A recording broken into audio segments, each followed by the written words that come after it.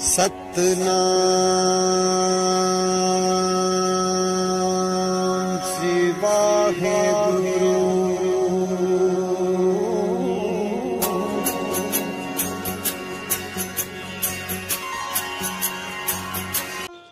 Hi friends, welcome back to my channel. Life में चल रही तकलीफ़ें, स्ट्रेस, डिप्रेशन में हमेशा हम शांति और कामनेस ढूंढने की कोशिश करते हैं और मेरे लिए मंदिर, गुरुद्वारा इस शांति और एकाग्रता का माध्यम रही है। आज हम जाने वाले हैं ऐसी एक बहुत ही सुंदर और प्यारी जगह जो है तख्त सचखंड श्री हजूर अबचल नगर नांदेड़ साहिब गुरुद्वारा। सिख धर्म के 5 तख्त मतलब 5 महत्वपूर्ण या उच्च स्थलों में से है ये गुरुद्वारा। ये गुरुद्वारा नांदेड़ में स्थित है। कहा जाता है कि सिखों के 10वें गुरु श्री गुरु गोविंद सिंह जी ने अपना अंतिम समय यही बिताया था। श्री गुरु गोविंद सिंह जी 10 वर्ष की आयु में ही सिखों के 10वें गुरु घोषित किए गए थे।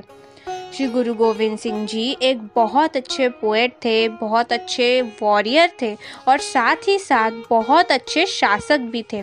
उन्होंने धर्म के लिए, धर्म को बचाने के लिए अपने परिवार तक को खो दिया था। कहा जाता है 2 दुश्मन सैनिकों ने गुरुजी को मारने की कोशिश करी, परंतु इस कोशिश में वह नाकामयाब रहे। हालांकि गुरुजी को इस वजह से काफ़ी चोटें आईं, पर वह ठीक हुई और नांदेड़ में ही गुरुजी रह गए। यहाँ उनके साथ काफ़ी अच्छी संगत जुड़ चुकी थी। नांदेड़ में हर रोज़ कीर्तन पाठ होने लगे। नियमित तौर पर लंगर होता था, पर एक दिन अचानक ही उन्हें एक चोट का दर्द महसूस होने लगा। उन्होंने संगत से कहा, अब परलोक चलाना। इस पे संगत काफ़ी दुखी हुई और उनकी आंखें भर आईं। गुरु गोविंद सिंह जी ने उन्हें हौसला रखने बोला और गुरु ग्रंथ साहिब को सिखों के 11वें और अंतिम गुरु घोषित करते हुए बोले, आज्ञा भई अकाल की, तभी चलायो पथ, सब सिखों को हुक्म है गुरु मानियो ग्रंथ। इसी से गुरु ग्रंथ साहिब को अपना अंग संग मानने का आदेश दिया। तब से ही गुरु ग्रंथ ही हर गुरुद्वारे में पूजे जाते हैं।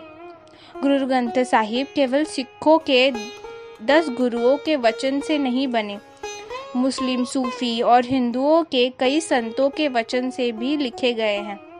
इसलिए गुरु ग्रंथ साहिब हर तरह से परिपूर्ण और महत्वपूर्ण है। इसीलिए ये जगह इतनी पवित्र मानी जाती है। इस गुरुद्वारे का एंट्रेंस काफ़ी खूबसूरत है और इस गुरुद्वारे में कुल 6 दरवाजे हैं जो ये बताते हैं कि हर तरह का इंसान, छोटा बड़ा, हर धर्म का या जात के लोग यहाँ आ सकते हैं। एंट्री करते ही जो नज़ारा है वो तो बस देखने लायक है।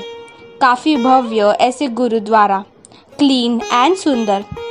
अंदर जाने से पहले सर पे कपड़ा ढकना ज़रूरी है। सिख धर्म के अनुसार इंसान के शरीर में 10 ओपनिंग्स होते हैं।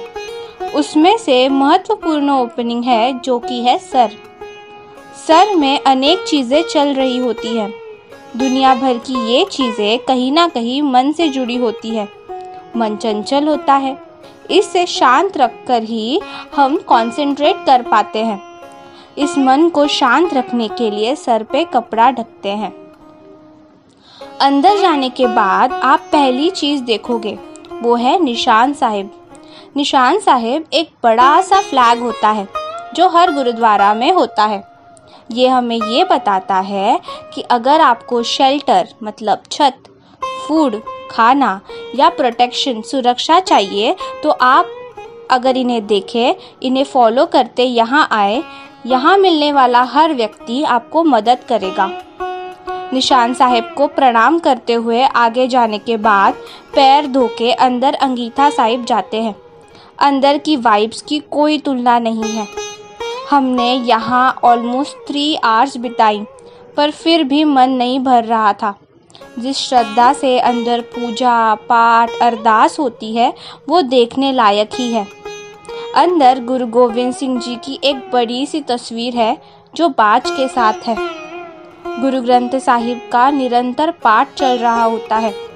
वैसे तो हम बहुत लोगों के बीच होते हैं, पर हर कोई सिर्फ और सिर्फ अपनी पाठ में, अपनी श्रद्धा में ही लीन होता है। अंदर की पिक्स डिस्क्लोज करना सही नहीं होगा, क्योंकि वो अपनी आंखों से अनुभव करने की ही चीज़ है। अंगीठा साहिब से बाहर आने पर प्रसाद मिलता है। अगर आप कभी गुरुद्वारा गए हो तो आपको पता होगा कि गुरुद्वारे में मिलने वाले प्रसाद का कोई जवाब नहीं। प्रसाद ग्रहण करने के बाद हमने आसपास का एरिया देखा। हर एक जगह काफ़ी साफ सुथरी थी। इतने बड़े कैंपस में आपको जहाँ चाहिए आप वहाँ बैठ सकते हो और अपना अरदास कर सकते हो, और इसका कोई जवाब नहीं और इससे बड़ा कोई सुकून नहीं। मैंने खुद वहाँ 1 घंटा कैंपस में बैठ के अरदास करा। गुरुद्वारे के लेफ्ट में है गुरु के लंगर का द्वार।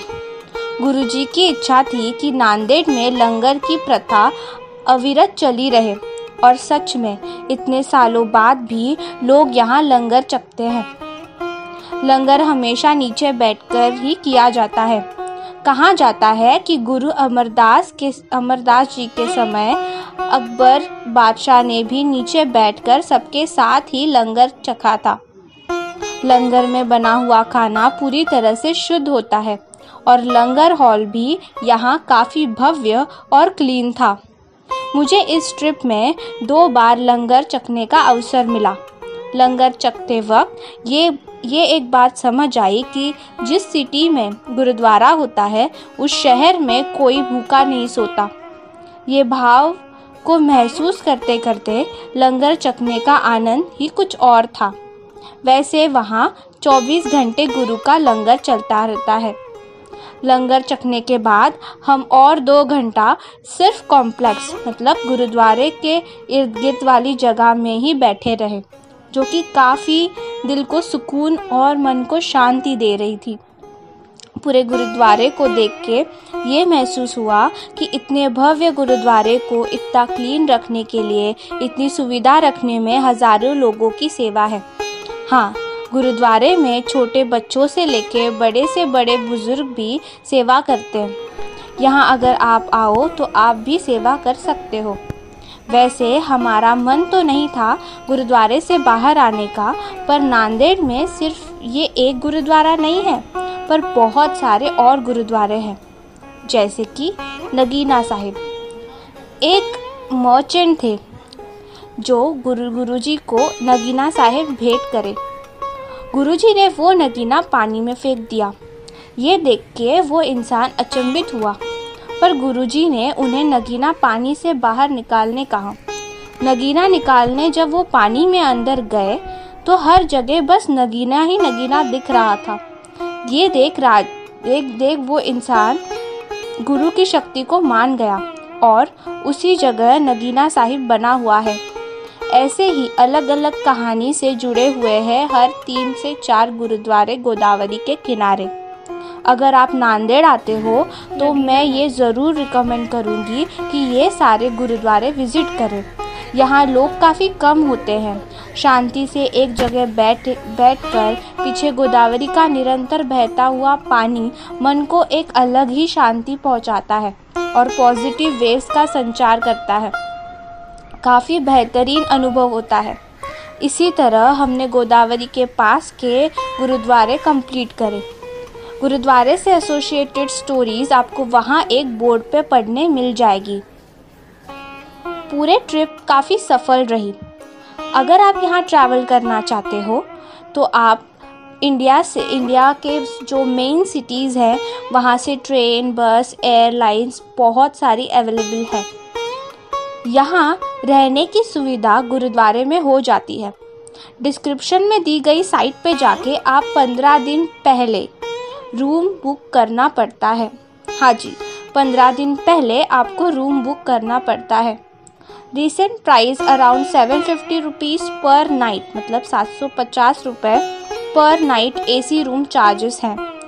आई वुड डेफिनेटली रिकमेंड कि आप गुरुद्वारे में दी गई रूम्स में ही रहना प्रेफर करो, क्योंकि वो काफ़ी सेफ़ हैं। मेरा बाहर स्टे का अनुभव काफ़ी अच्छा नहीं था, सो आई वुड हाईली रिकमेंड कि बाहर रहना अवॉइड करें। यात्री निवास भी एक अच्छा ऑप्शन है। नांदेड़ से निकलते वक्त आपको ये भरोसा करना डिफ़िकल्ट होगा कि आप महाराष्ट्र के ही किसी सिटी में हो। यहाँ पंजाबी बहुत लोग हैं।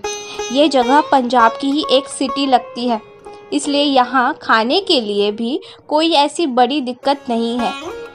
पर मैं हाईली रिकमेंड करूँगी कि आप गुरु का लंगर ही चखो। वैसे गुरुद्वारे का अलावा यहाँ है गुरु गोविंद सिंह म्यूज़ियम, जो कि बहुत सही बनाया गया है। देखने लायक आर्ट क्राफ्ट्स है यहाँ।